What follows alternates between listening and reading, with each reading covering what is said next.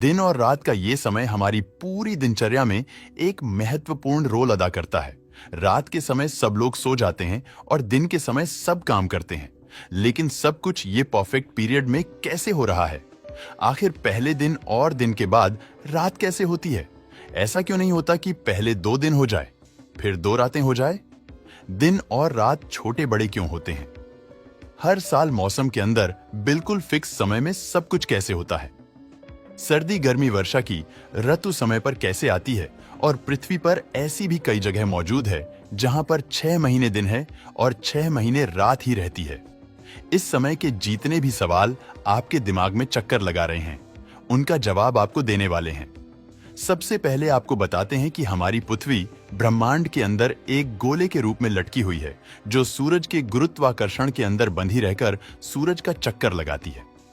पृथ्वी के पास अपना खुद का कोई प्रकाश नहीं है। जब उजाला पृथ्वी पर आता है, बस सूरज की ओर से आता है। सूरज की वजह से ही पर जीवन और जो भी पेड़ पौधों की प्रजातियां मौजूद है, वो सब सूरज की देन है। आपको पता होगा कि पृथ्वी से 15 करोड़ किलोमीटर की दूरी पर मौजूद है और यह एक परफेक्ट दूरी है, जिस वजह से पृथ्वी पर सही सलामत रहता है। आप इसे हम इंसानों का भाग्य ही कह सकते हैं। और अब हम आपके के सवाल पर आते हैं कि दिन रात बनते कैसे हैं। तो इस सवाल का सिंपल सा जवाब है कि जो आधा भाग सूरज की ओर होता है, जिस पर सूरज की रोशनी पड़ती है, उस साइड दिन रहता है, और जो भाग सूरज के बेक साइड में पड़ता है, उस पर सूरज का प्रकाश नहीं जा पाता। इस वजह से उस वाले भाग में रात होती है। अब दूसरा जो सबसे इंटरेस्टिंग सवाल है कि आखिर दिन के पीछे रात और रात के पीछे दिन क्यों होता है, तो पृथ्वी अपने अक्ष यानी अपने धरी पर घूमती है। अगर विज्ञान की भाषा में कहे तो इसे परिभ्रमण काल कहा जाता है। और पृथ्वी अपनी खुद की धरी पर एक राउंड पूरा करने में पृथ्वी 24 घंटे का समय लेती है। इससे 24 घंटे के समय अंतराल में कोई भी एक भाग हमेशा सूरज की ओर से गुजर रहा होता है। इस कारण सूरज की रोशनी इस भाग में पड़ती है, तो इस वजह से दिन रहता है। और पृथ्वी का भाग जो पीछे की साइड रह जाता है, वह भाग अंधेरे में रहने के कारण है। यहां पर रात होती है। ये कुछ ऐसे आप वीडियो फुटेज में देख सकते हैं।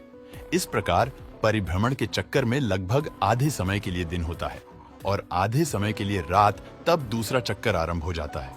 और इस प्रकार रात के पश्चात दिन और दिन के पश्चात रात रहती है। 24 घंटे के एक दिन, रात को साधारण भाषा में एक दिन कहा जाता है। और अब आपके दिमाग में जो तीसरा सवाल आ रहा है कि दिन रात छोटे बड़े होते हैं। अब मैं आपको जो बात बता रहा हूं, उसे बड़े ध्यान से समझिएगा।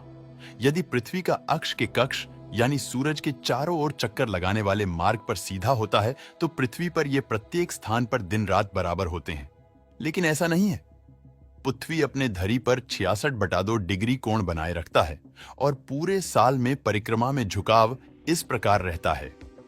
अब इस वजह से होता क्या है कि 21 जून को उत्तर ध्रुव सूर्य की ओर सबसे अधिक झुका होता है, जिस वजह से जून में उत्तरी गोलार्ध में दिन बड़े और रात छोटी होती है। और इसके उलट दक्षिण गोलार्ध में दिन छोटे हो जाते हैं और रातें बड़ी हो जाती हैं। और 22 सितंबर को दक्षिण भाग सूर्य की ओर सबसे अधिक और झुका रहता है, जिस वजह से उत्तरी गोलार्ध में दिन छोटे और रात बड़ी और दक्षिण गोलार्ध में दिन बड़े और रात छोटे होते हैं। अब बात आती है पृथ्वी के ध्रुवीय इलाकों की। जैसे कि मैंने वीडियो में पहले बताया, 6 महीने तक दिन और 6 महीने तक रात पृथ्वी के ध्रुवीय इलाकों में रहती है। उत्तरी ध्रुव 21 मार्च से 23 सितंबर तक लगातार सूर्य के सामने रहता है और दक्षिण ध्रुव 23 सितंबर से 21 मार्च तक पीछे की साइड पर रहता है। इस वजह से 6 महीने तक दिन और 6 महीने तक रात होती है। अब बात करते हैं पृथ्वी पर मौसम कैसे बदलते हैं। इस सवाल का जवाब छुपा है।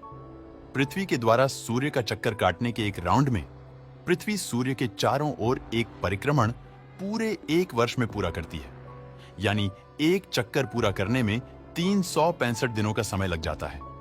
इस परिक्रमण में अक्ष का झुकाव सदा अपने सामंत्र रहता है। 21 मार्च को सूर्य विषुवत वृत्त पर लंबवत चमकता है और 21 जून को 23.5 डिग्री उत्तर में कर्क वृत्त पर सीधा चमकता है।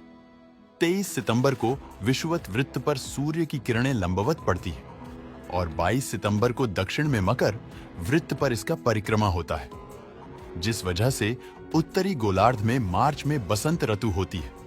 जून में ग्रीष्म ऋतु, सितंबर में शरद ऋतु और दिसंबर में शीत ऋतु होती है। दक्षिण गोलार्ध में ऋतु के विपरीत होती है।